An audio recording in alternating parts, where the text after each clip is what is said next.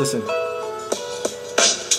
Jack was a typical adolescent dude. He played ball with his friends and they ate fast food. He was a high school student and he rarely missed class, but his teachers would complain that he would barely get past. They said he should have kicked ass. Well, no, they didn't say that, but he could always tell when he got his grades back that they thought that he knew, that they knew that he was smart and that it wasn't in his head, it must have been in his heart. But he just played his part and did what he had to do, passed when he needed to, and he just slid through, slept through advanced classes, walked through track practice, and that's about the whole story with one asterisk. The fact is, he didn't mean harm by lack of attention, and he could always prove it wasn't lack of comprehension. Never suspended and never in detention. College, job, and wife was always his intention. Jack was upstanding, 6 foot spanning, Anglo-Saxon, and prayed most back then. See, that was the one thing. Jack believed in God, and he never found it false, and he never found it odd, till one day Jack came home from his job, found his older sister standing outside in a sob, wiping her tears with her hair, crying, "Dad doesn't care, he left out, and he's never coming back from there." And now you don't know Jack,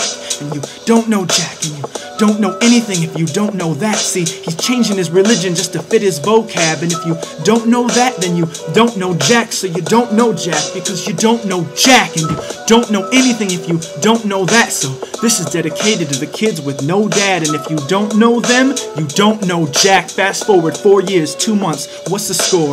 Jack's a little different than before the Civil War, lives in the city, don't really come around much more, but sometimes he'll bring his mom flowers from the store, but then he's gone again, a rebel on the train. It's like he's got trouble on the brain. He's been walking in the rain, thinking about the problem of pain, and about how all religions are probably the same, like it's all the same message, it's just a different story. In fact, it's starting to sound a bit corny. It's all tradition, and therefore it's all infected, and suddenly Jack's not feeling so dejected. In fact, Jack's feeling enlightened and invested in a cause that's righteous, to fight the vestige of ignorance to the truth of the position of the skeptics.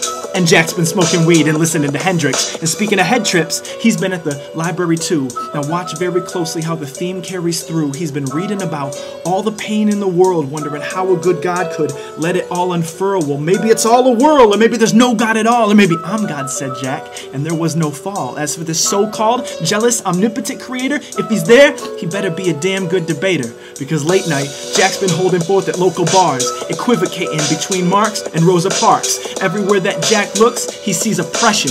Everywhere that there's excellence, Jack sees deception. He starts suspecting he's the only one with reflection, and he uses this to justify his own lack of direction. It's like everyone is the question, and Jack is the answer. In fact, Jack's got a theory. The people are like a cancer. He's dating a dancer. That's how he romanced her. She thought that he was deep and that he would advance her personal goal to be more intellectual, which just made it easy for things to get sexual, which satisfied Jack's need to feel effectual, and he needed that like they say you need your vegetables.